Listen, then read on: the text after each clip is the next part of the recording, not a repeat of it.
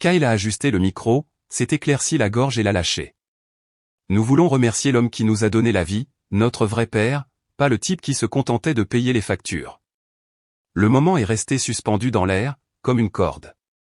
C'était le jour de la remise des diplômes, le point culminant de 15 années de genoux écorchés, de vacances manquées, de covoiturage, de crises d'algèbre, de rendez-vous chez le dentiste et d'anniversaires dont je me souvenais quand tous les autres oubliaient.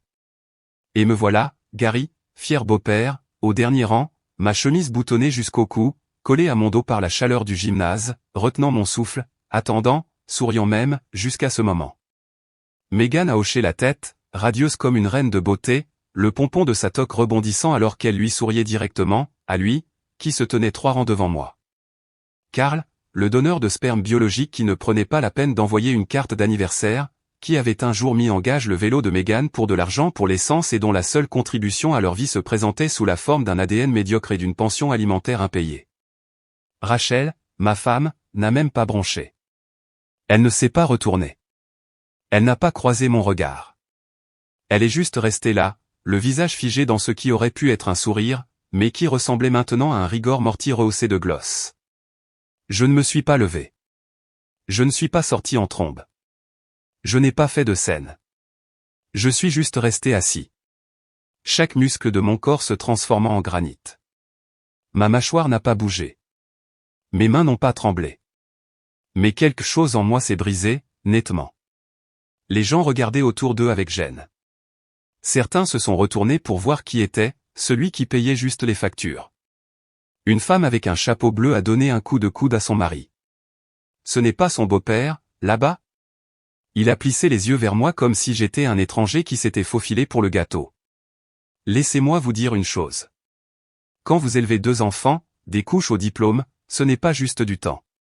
C'est une identité. C'est l'intérêt composé du sacrifice de l'âme. Et quand ils y mettent le feu devant un millier de personnes, on ne crie pas, on se calcifie. J'ai regardé Kyle. Il souriait comme s'il venait de gagner un putain d'Oscar. J'ai regardé Megan, tout en paillettes et en dents blanches. Et puis j'ai regardé au-delà d'eux, juste au-delà de leur mère. Je me suis surpris à fixer un fil électrique détaché au-dessus du panier de basket, le regardant simplement se balancer. Pas parce que je m'en fichais, mais parce que si je l'avais regardé, elle, j'aurais pu m'effondrer. Vous avez probablement déjà entendu des histoires comme celle-ci. Peut-être que vous pensez, juste un autre permis sur la touche.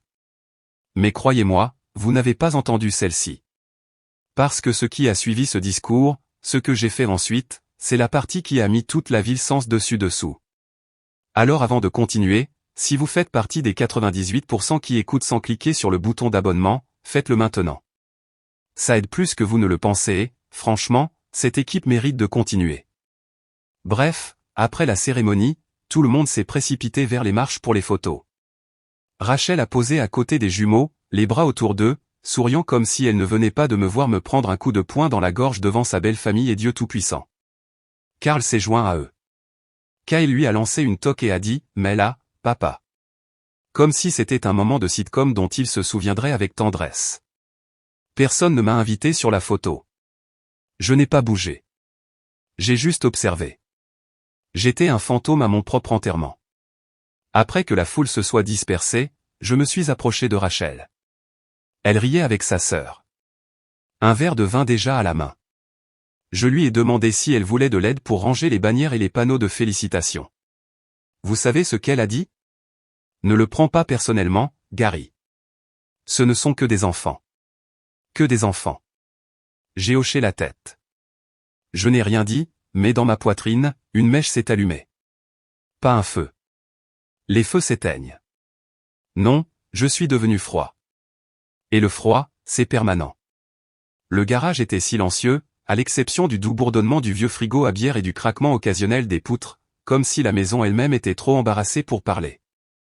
Je me suis assis sur la chaise pliante tachée près de l'établi, les doigts croisés, les coudes sur les genoux, fixant une pile de boîtes en carton étiquetées au marqueur noir. Kyle, Expo Science. Megan, dessin de CE2. Déco de Noël 2016. Chaque boîte était un petit sanctuaire à un moment où j'étais là quand personne d'autre ne l'était. La première voiture de course de Kyle, que nous avions sculpté ensemble lors d'une longue nuit de février avec un Dremel cassé et une vidéo YouTube. Le volcan en papier mâché de Megan, peint en rose vif pour une raison obscure, que j'étais resté éveillé avec elle pour reconstruire après qu'il se soit effondré la veille de l'exposition. Une boîte à lunch poussiéreuse avec des tortues ninja délavées sur le côté était sur l'étagère. Celle de Kyle. Il l'appelait son « sac de combat ». J'ai nettoyé du beurre de cacahuète sur ce truc plus de fois que je ne peux compter. C'est drôle ce qui reste, drôle ce qui ne reste pas. Et à ce moment-là, assis dans le silence de 15 ans d'efforts passés inaperçus, la douleur n'était pas aiguë. Elle était sourde, familière, le genre de douleur qui connaît votre nom. J'ai regardé une photo encadrée sur le panneau perforé. Nous 4 aux chutes du Niagara. Rachel avait insisté pour des t-shirts assortis. Équipe Matthews, disait-il. Quelle blague. Il aurait dû y être écrit, portefeuille jetable et faire valoir. Finalement, je me suis levé. Mes genoux ont craqué plus fort que je ne l'aurais voulu, mais je ne me suis pas plaint. J'ai monté lentement les escaliers du sous-sol, une main suivant la rampe comme si je sortais d'un bunker. Rachel était dans la cuisine, grattant du gâteau sur une assiette en plastique avec son ongle. Elle ne m'a même pas regardé quand elle a dit « Tu es dramatique, Gary. Ne le prends pas personnellement. » C'était juste un moment. Juste un moment. Bien sûr. Comme si 15 ans pouvaient être effacés par un oups. Je n'ai pas répondu. Je suis passé devant elle, dans le couloir, jusqu'à la chambre. J'ai ouvert le placard, écarté les vestes suspendues que je ne portais plus et j'ai atteint le coffre-fort sur l'étagère du haut. 6 chiffres. Clic à l'intérieur, une enveloppe épaisse, des chèques soigneusement pliés, chacun libellé en montants échelonnés au cours des 5 dernières années. Un pour chaque déclaration de revenus, chaque prime. Chaque quart de nuit supplémentaire pour lequel je n'ai pas discuté. Le fond n'était pas seulement de l'argent. C'était de l'espoir. La foi en leur avenir, en nous. J'ai sorti le chèque du dessus, fraîchement imprimé, au nom de Megan, pour son premier semestre. Je l'ai tenu dans mes mains pendant un long moment. J'ai pensé à la façon dont elle grimpait sur mes genoux avec une voix de « Papa, tu me lis une histoire » et une barre de céréales à moitié mangée dans la main. Puis je l'ai replié et l'ai remis dans le coffre-fort. Je n'ai pas claqué la porte. Je n'ai pas pleuré. Je l'ai juste refermé d'un clic. Vous savez, les gens parlent de la peine de cœur comme d'une explosion. Mais la mienne ressemblait plus à un glacier. Lent, massif, irréversible. Je suis resté là, dans la pénombre du placard, et une pensée s'est cristallisée si clairement dans mon esprit qu'elle m'a presque fait rire. Ils pensent que l'argent les attend. Ils ne réalisent pas que j'étais l'argent, et que moi, je n'attends plus. La maison sentait le poulet rôti et la sangria. Les rires fusaient de la cuisine comme un parfum bon marché. Bruyant, tapageur, un peu trop théâtraux. Le rire de Karl, ce rire-là était le plus fort. Cette sorte de rire gras et aboyant qui vous donnait l'impression d'être dans une sitcom filmée dans un parc de caravanes. Il trônait sur l'îlot de cuisine comme un héros de guerre de retour au pays. La chemise trop serrée, la chaîne en or brillant sous l'éclairage encastré. Rachel se tenait à ses côtés, son verre de vin à moitié levé, gloussant de ce petit rire aigu qu'elle réservait autrefois pour mon anniversaire. Les jumeaux étaient sur la terrasse arrière avec leurs amis, les téléphones sortis, posant pour des selfies devant la bannière que j'avais accrochée ce matin-là.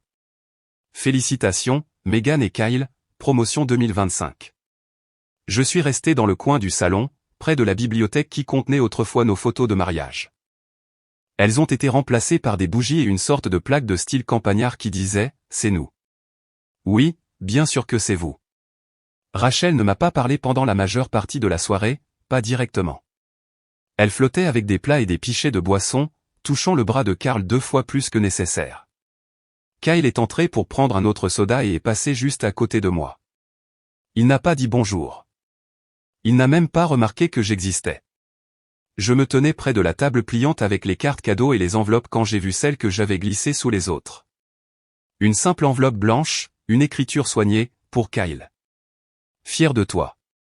Il l'a ouverte 5 minutes plus tard sur la terrasse. J'ai observé depuis la fenêtre comment il a sorti la carte, lu le message, regardé le chèque joint et haussé les épaules. Merci, a-t-il marmonné. Puis il a remis la carte dans l'enveloppe comme s'il s'agissait de courrier indésirable et l'a posée sur une pile à côté du cupcake à moitié mangé de quelqu'un. Megan n'a pas ouvert la sienne. Je ne suis pas sûr qu'elle ait réalisé qu'elle venait de moi. Et vous savez quoi? C'était le moment. Pas le discours, pas les projets de déjeuner. C'était le moment où tout a basculé. Parce que ce n'est pas de la colère que j'ai ressentie, mais de la liberté. Il y a une étrange sorte de libération à réaliser que plus personne n'attend rien de vous. Ni respect, ni attention, ni présence. J'avais déjà été effacé du script. J'étais l'accessoire de fond.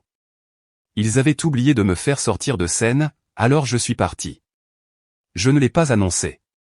J'ai simplement reculé, marché dans le couloir, passant devant Rachel et Karl qui trinquaient, passant devant les ballons de remise de diplôme encore à moitié gonflés. Je suis entré dans la chambre, j'ai ouvert le placard, j'ai atteint le coffre-fort. 6 chiffres. Clique cette fois, je n'ai pas seulement regardé l'enveloppe. J'ai pris chaque chèque, chaque bon d'épargne et le dépôt final de la prime, et je les ai tous transférés dans ma mallette. Puis, je me suis assis à mon bureau, je me suis connecté à ma banque et j'ai viré chaque centime sur un compte privé sous un nouveau nom, un nom que personne dans cette maison ne verrait plus jamais. Je n'ai même pas utilisé la banque que nous utilisions habituellement. Une institution complètement différente. J'ai configuré des alertes, des mots de passe, une authentification à 2 facteurs. Puis j'ai fermé l'ordinateur portable, je me suis levé et je suis retourné à la fête comme si de rien n'était. Rachel était dans le jardin maintenant, riant de quelque chose que Karl avait dit en montrant à tout le monde une photo sur son téléphone. Megan était assise sur le bord du jacuzzi avec ses amis, faisant semblant que je n'existais pas. Et peut-être que je n'existais pas. Plus maintenant. Mais j'avais la seule chose qu'il n'avait jamais réalisée que je contrôlais, et elle était déjà partie. Le lendemain matin, je ne suis pas allé travailler. J'ai appelé, j'ai dit à Mike que j'avais besoin d'une journée personnelle. Il n'a pas demandé pourquoi, il a juste dit, prends ce dont tu as besoin, mon gars. Ce qui m'a frappé plus fort qu'il ne le voulait probablement. J'ai repassé une chemise propre, sorti un pantalon kaki décent et j'ai traversé la ville. Pas à l'usine, mais à l'immeuble de bureau en briques juste après la rue Maine, où les vitres sont toujours impeccables et la réceptionniste a ce sourire déconcertant de sincérité. Je n'étais pas là pour examiner des options. J'avais une liste, des noms, des numéros, des intentions. Premier arrêt, l'avocat. Monsieur Greer était un type malin, la soixantaine, qui semblait jouer aux échecs avec les juges et gagner. Il a jeté un coup d'œil à l'enveloppe que j'ai glissée sur son bureau et a haussé un sourcil. Vous êtes sérieux? J'étais sérieux au moment où ils ont remercié un homme qui n'a même pas acheté un putain de cahier. Il a hoché la tête une fois, n'a pas insisté. Il s'est juste mis au travail. Nous avons créé une fiducie. Pas pour Megan. Pas pour Kyle. Pour Sarah. Sarah était la nièce de Rachel. La fille de son frère, une fille tranquille que Rachel n'a jamais aimée. Elle disait qu'elle était, trop sérieuse et gauche, ce qui, dans le langage de Rachel, signifiait qu'elle n'était pas intéressée par les déjeuners, le botox ou la trahison. Sarah travaillait à l'épicerie le soir et nettoyait des bureaux le week-end. Sa mère disait qu'elle rêvait de devenir vétérinaire. Mais l'université, c'était hors de question après que son père soit parti et que sa mère soit tombée malade. Je n'avais pas vu Sarah depuis quelques années. La dernière fois, c'était la veille de Noël, quand elle avait apporté une boîte de biscuits et aidé à faire la vaisselle pendant que Kyle était assis dans le fauteuil à jouer à la Xbox en faisant semblant qu'elle n'existait pas. C'était la seule personne ce soir-là à m'avoir demandé si j'avais besoin d'aide pour porter les affaires à la voiture. Alors je l'ai appelée. Elle a répondu à la 3e sonnerie, essoufflée. Désolé, je suis en pause. Tout va bien? Ça dépend, ai-je dit. Tu veux toujours aller à l'université? Elle a ri comme si je plaisantais. Je lui ai dit que non. Silence. Sérieusement, je ne peux pas tout promettre, ai-je dit. Mais je peux t'aider à démarrer. Frais de scolarité, livres, logement et un matelas de sécurité. Tu l'as mérité. Elle n'a pas pleuré. Pas à ce moment-là. Elle a juste chuchoté, pourquoi moi? Parce que tu ne l'as jamais demandé. Et c'est exactement pour ça. Plus tard dans l'après-midi, j'ai rencontré mon conseiller financier et j'ai officiellement déplacé les fonds, tout restructuré. Je l'ai étiqueté sous le nom de la fiducie. Aucun lien avec la maison des Matthews.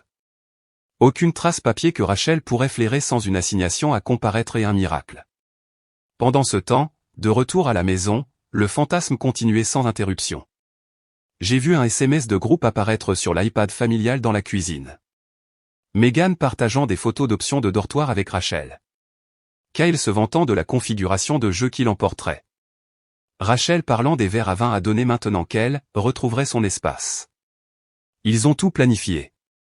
Date d'emménagement, quelle couleur de drap acheter, quoi faire avec le lézard de Kyle.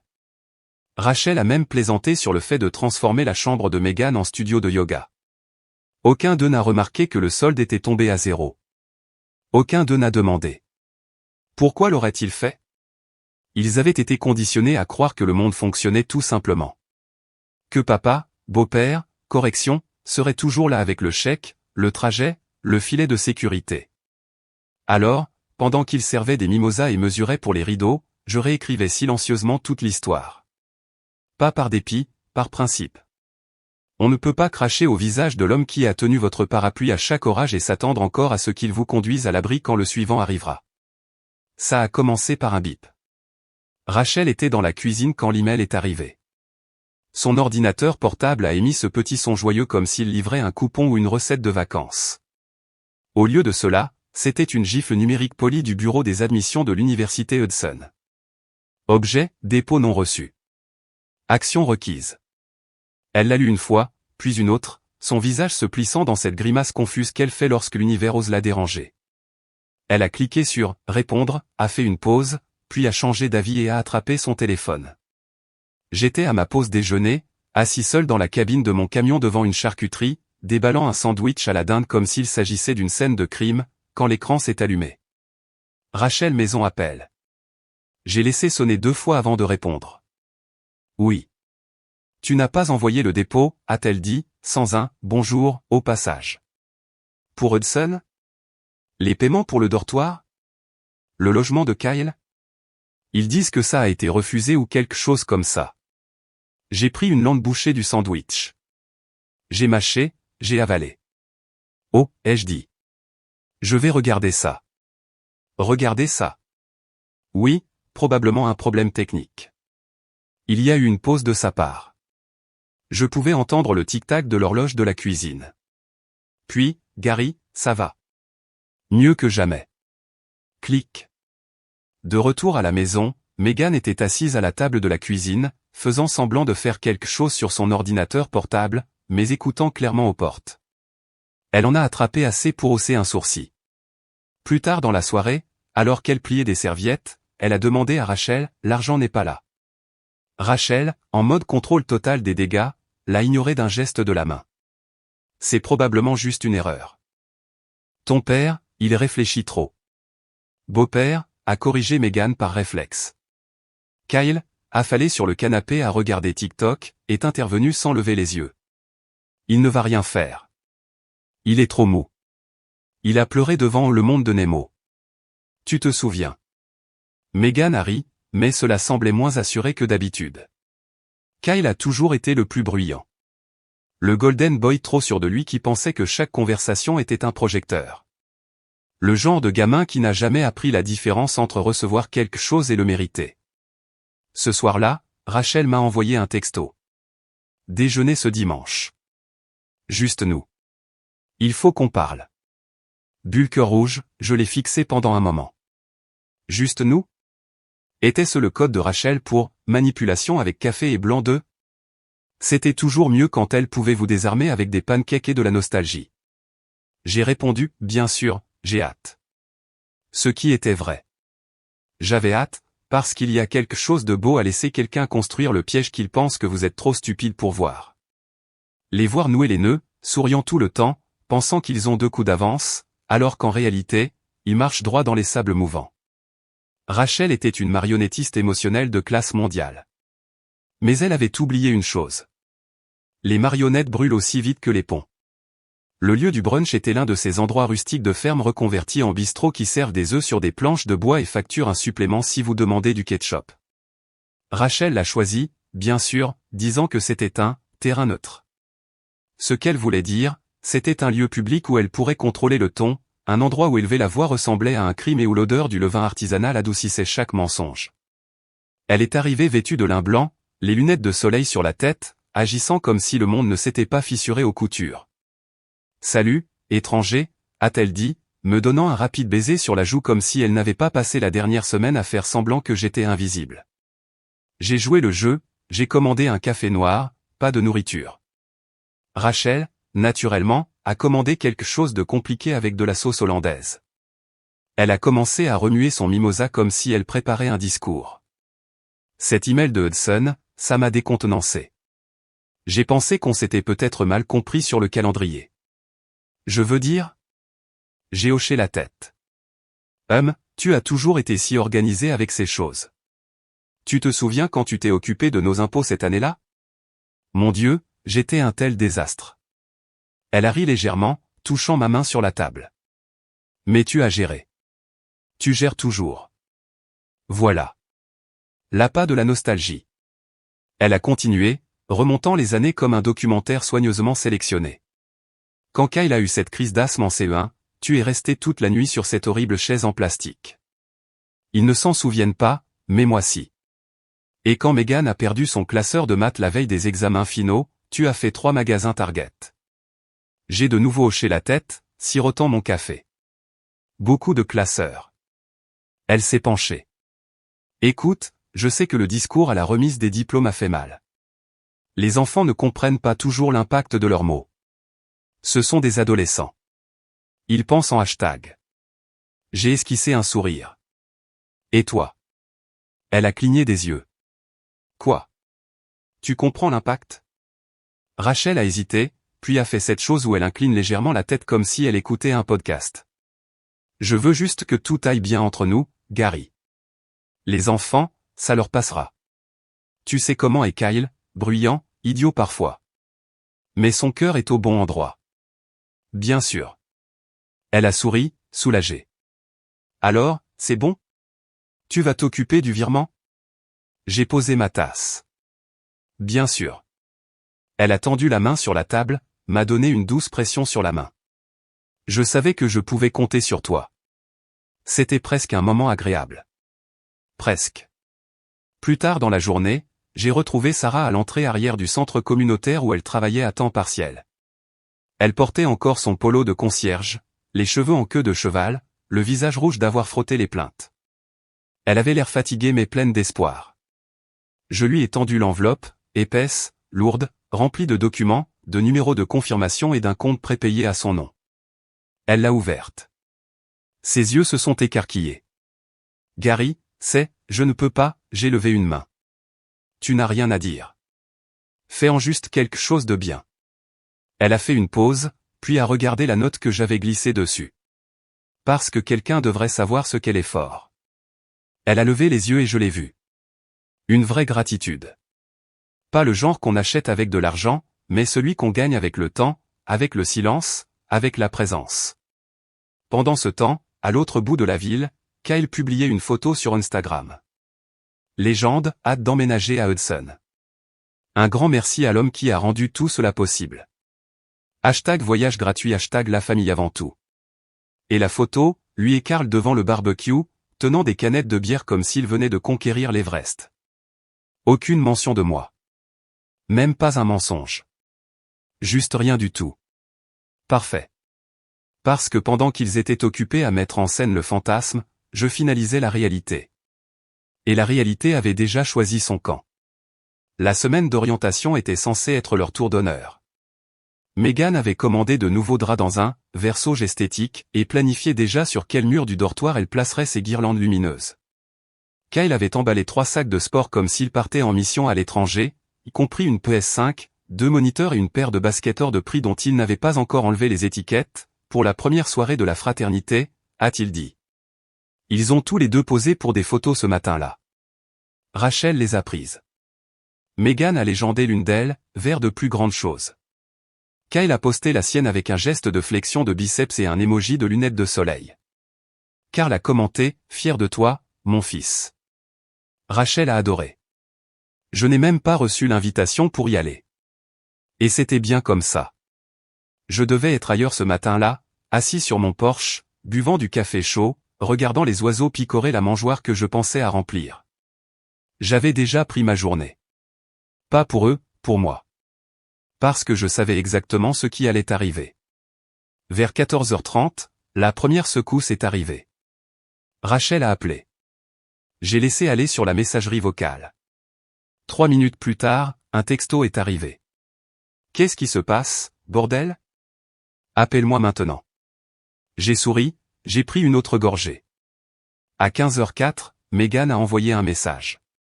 Megan, qui ne m'avait pas envoyé de message depuis plus de 2 mois. Ils disent que les frais de scolarité n'ont pas été payés. Je suis littéralement à l'orientation. C'est humiliant. J'ai pris mon temps pour répondre.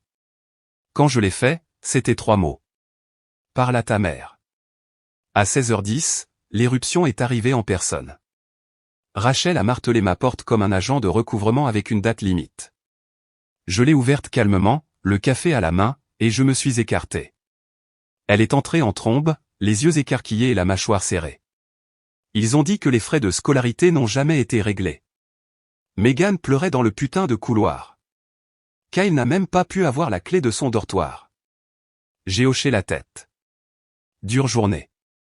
Qu'est-ce que tu as fait, putain, Gary? Moi, ai-je dit en me dirigeant vers la cuisine. Je croyais que j'étais juste le type qui payait les factures. Elle a cligné des yeux. Cette phrase a atterri comme une gifle. J'ai ouvert le tiroir, j'ai sorti un morceau de papier plié et je l'ai glissé sur le comptoir. Un relevé de retrait de notre compte joint pour le fonds universitaire. Daté du lendemain de la remise des diplômes. Solde complet disparu. Elle l'a fixé comme s'il était écrit dans une langue étrangère.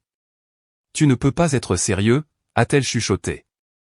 Vous avez tous été très clairs, ai-je dit en m'appuyant sur le comptoir. Vous vouliez le vrai père. Les discours, les photos, la gloire publique. Alors je lui ai laissé ça. Mais c'est différent, a-t-elle sifflé. C'est leur avenir. Tu ne peux pas juste. Je n'ai rien fait juste. J'ai planifié. J'ai agi. J'ai décidé. Comme je l'ai toujours fait, en silence, efficacement, de la manière dont on m'a appris. Elle a reculé, le téléphone déjà à la main. On va te poursuivre en justice. On va. Non, vous n'allez pas, ai-je interrompu. Parce que le compte était à mon nom. Mes contributions, mes impôts, chaque centime documenté. Rien d'illégal, juste un inconvénient. Sa bouche s'est ouverte, puis s'est refermée. Elle tremblait maintenant, mais pas de rage, de compréhension. Dehors, une voiture s'est arrêtée. Kyle sur le siège passager, Megan au volant. Ils n'ont même pas attendu que la voiture s'arrête pour sauter et courir vers la porte. Kyle a été le premier à entrer. C'est quoi ce bordel, Gary? Ils disent que je n'ai même pas de carte d'étudiant. Je me suis retourné lentement. Ça ressemble à un problème pour ton vrai père. Les yeux de Megan étaient rouges. Pourquoi ferais-tu ça? Tu veux dire, après ton petit discours sur le fait que je suis juste le type qui paie les factures? Je les ai regardés. J'ai pensé que j'allais arrêter de payer. Ils m'ont regardé, stupéfait. Pas en colère. Stupéfait. Comme si quelqu'un venait de leur dire que la gravité ne s'appliquait plus. Rachel s'est affalée sur le bord du canapé, le visage dans les mains. Qu'est-ce qu'on est censé faire maintenant? Je suis passé à côté d'elle jusqu'à la porte et je l'ai tenue ouverte. Débrouillez-vous. Et pour la première fois depuis que je les connaissais, j'ai réalisé qu'ils n'avaient jamais eu à le faire jusqu'à présent. L'invitation est arrivée via un chat de groupe familial partagé. Barbecue familial des Matthews. Dimanche chez tante Linda. Apporter des accompagnements. C'était le rassemblement estival habituel. Chaises de jardin, assiettes en carton, hamburgers trop cuits et ces salades de pommes de terre qui ont tout un vague goût de regret.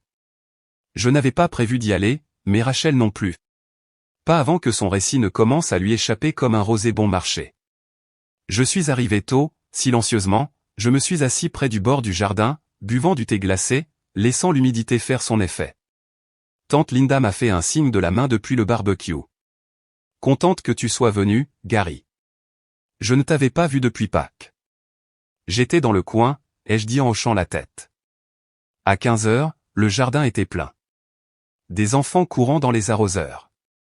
Karl, casquette de baseball à l'envers, en était déjà à sa 2e bière, essayant un peu trop de créer des liens avec Meghan et Kyle comme s'ils étaient des frères de fraternité plutôt que les enfants qu'il avait ignorés la majeure partie de leur vie. Rachel est arrivée élégamment en retard et déjà émotionnellement déséquilibrée. Elle portait cette robe d'été jaune vif qu'elle gardait autrefois pour les pique-niques de l'église. On aurait dit qu'elle essayait de se déguiser en joie. Elle a fait le tour, câlin, bise, faux rire, mais les fissures étaient là. Ça a commencé quand oncle Dave a demandé nonchalamment à Kyle comment se passait sa vie universitaire. Kyle s'est figé, a regardé Rachel. Rachel a ri un peu trop fort. On règle quelques pépins administratifs. Puis, la cousine de Meghan a demandé si elle avait déjà choisi sa spécialisation. C'est là que le vernis a commencé à s'écailler. Rachel a éclaté. On aurait déjà choisi des spécialisations si quelqu'un n'avait pas saboté tout ce qu'on avait planifié pendant des années. Le jardin est devenu silencieux. Même le barbecue a grésillé comme s'il écoutait. Tante Linda a levé les yeux. Rachel ? Elle s'est retournée, me repérant de l'autre côté du jardin comme un missile à tête chercheuse. Il l'a pris. Tout. Le fond universitaire. Il l'a juste vidé. Maintenant, chaque fourchette et boisson s'est arrêtée en l'air. Karl est intervenu. Attends, de quoi elle parle ? Rachel a fait irruption au centre du jardin comme si elle prenait la scène. Gary a retiré chaque centime le lendemain de la remise des diplômes. Après tout ce qu'on a fait pour lui, après 15 ans à élever ses enfants comme s'ils étaient les siens. Je n'ai pas dit un mot. J'ai juste levé mon verre en signe de reconnaissance. Le silence était dense. Les yeux se sont tournés, les gens se sont agités sur leur siège, jugeant, traitant l'information. Tante Linda s'est éclaircie la gorge. Rachel, n'est-ce pas toi qui as posté ce clip bizarre de la remise des diplômes ? Celui où il remerciait Karl ? Rachel a cligné des yeux. C'était leur idée. Quelqu'un d'autre a marmonné. Enfin, je l'ai vu. On aurait dit que tu applaudissais. Le visage de Rachel est devenu rouge. Je ne voulais pas. Ce n'était pas censé. On a été surpris. J'ai finalement parlé, calme et posé. Il n'y a eu aucune surprise. J'ai juste arrêté de payer les factures, comme on me l'a dit. Kyle, le visage rouge, a finalement craqué. On ne le pensait pas comme ça. Je veux dire, c'était juste une blague. Le truc de la remise des diplômes. La chaleur du moment. J'ai de nouveau levé mon verre. Vous avez dit ce que vous vouliez dire. Plus de silence, puis des murmures. La cousine Britney a chuchoté à son petit ami. Oncle Dave a secoué la tête. Karl semblait vouloir s'enfoncer dans la pelouse. Rachel, maintenant visiblement tremblante, a sifflé. Tu me mets dans l'embarras. Je me suis adossé à ma chaise, j'ai croisé les jambes. Je suis juste assis ici, Rachel. Je n'ai pas levé la voix une seule fois. Elle a regardé autour d'elle, désespérée que quelqu'un la soutienne, mais n'a trouvé qu'un mur d'évitement. Les gens jouaient avec leurs boissons, soudainement très intéressés par leurs mimosas. Le jugement silencieux était plus bruyant que n'importe quelle dispute hurlante aurait pu l'être. J'ai fini mon thé, je me suis levé, j'ai fait un signe de tête poli à tante Linda. Merci pour l'invitation, ai-je dit. Toujours un plaisir. Et sur ce, j'ai laissé Rachel debout au milieu du jardin, serrant un gobelet en plastique, entourée d'une famille qu'elle pensait être toujours de son côté. Il s'avère que la loyauté ne suit pas les liens du sang. Elle suit la vérité. Ça a commencé par une simple publication sur Facebook. Pas de hashtag, pas de filtre, juste une photo granuleuse de Sarah dans son nouveau dortoir, tenant une boîte de livres avec ce sourire silencieux et stupéfait qu'on obtient qu'en réussissant quelque chose qu'on n'aurait jamais cru possible. Ma fille vient d'avoir une seconde chance. Pas par chance. Pas parce que quelqu'un devait le faire, mais parce que quelqu'un a choisi de le faire. Merci, Gary. Tu ne lui devais rien. Mais tu lui as tout donné. C'est la mère de Sarah qui l'a publié. Elle utilisait encore un Samsung de 2013 et tapait avec 2 doigts. Mais cette publication, elle est devenue virale. Pas une viralité de célébrité, pas une viralité de chien qui danse, une viralité de petite ville. Des centaines de partages. Des dizaines de commentaires de professeurs, de voisins, de vieux amis de l'église. Sarah le mérite. Ça, c'est de la vraie paternité. Je me souviens quand Gary allait à chaque récital de fanfare de ses enfants. Et maintenant ça. Incroyable. Rachel l'a vue et ça l'a détruite. Elle s'est présentée à mon travail le lendemain matin, sans préavis, les yeux rouges, le maquillage à moitié fait, comme si elle avait abandonné au milieu du miroir. J'étais en pause sur le quai de chargement, buvant du café de station-service, quand j'ai vu sa voiture s'arrêter. À contresens. Les phares allumaient. Elle est sortie en trébuchant comme si ses talons l'avaient trahi. « Gary » a-t-elle appelé, déjà en pleurs. « S'il te plaît. » J'ai pris une dernière gorgée, j'ai posé la tasse, j'ai continué à marcher. Elle m'a suivi. « Gary, attends. On peut parler, s'il te plaît ? Juste une minute. » Je n'ai rien dit. Je suis juste passé à côté d'elle comme si c'était une étrangère sur le trottoir. « Ce sont aussi tes enfants » a-t-elle sangloté. On a fait une erreur. On ne le pensait pas, le mot est resté suspendu dans l'air comme la fumée d'un moteur en panne. Vous ne le pensiez pas ? Les mots ne méritaient pas de réponse. Je suis entré par la porte latérale, le badge magnétique a cliqué sur le panneau de sécurité, et j'ai laissé la porte se fermer doucement entre nous. À travers la vitre, je l'ai vue s'effondrer sur le trottoir, la main tremblante, le mascara coulant le long des rides qu'elle avait commencé à attribuer à un mauvais éclairage. Ce soir-là, je suis rentré juste après 20 heures. La lumière du couloir de mon immeuble clignotait à nouveau. Elle clignotait toujours, une partie du charme, je suppose. J'ai tourné la clé, je suis sorti de l'ascenseur et elle était là, Rachel, à genoux devant ma porte. Son sac à main s'était renversé. Des clés, des emballages de chewing-gum, un flacon de pilules anti-anxiété de marque CVS roulant en l'encercle sur le carrelage. Elle ne pleurait pas maintenant. Elle sanglotait. Brutalement, de façon gutturale. « Gary, s'il te plaît » a-t-elle chuchoté. « S'il te plaît, regarde-moi. Regarde-moi. Je vais arranger ça. Je les ferai s'excuser. Ne fais juste pas ça. Ne nous abandonne pas » un voisin a jeté un coup d'œil du bout du couloir. Un autre a ouvert sa porte, puis l'a refermée lentement. Ce n'était plus un moment privé. C'était du théâtre, et j'en avais fini de jouer un rôle dans sa pièce. Je suis passé à côté d'elle avec précaution pour qu'elle ne pense pas que je l'aidais à se relever, j'ai déverrouillé la porte et j'ai fait une pause juste assez longtemps pour croiser ses yeux. Pas avec colère, avec indifférence. Le genre qui se gagne, le genre que l'on devient quand on réalise que tous ceux qui pleurent devant vous ne méritent pas d'être sauvés. Puis j'ai fermé la porte.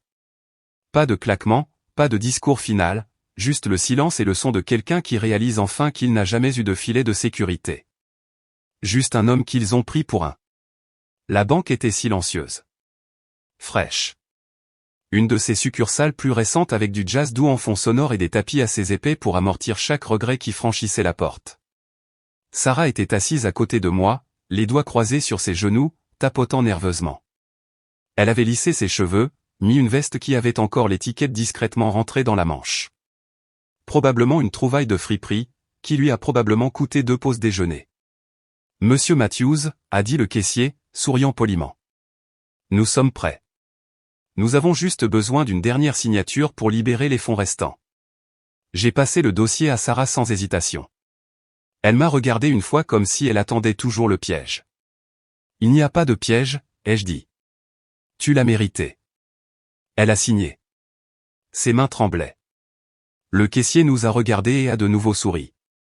Quelle chanceuse. J'ai secoué la tête en me levant.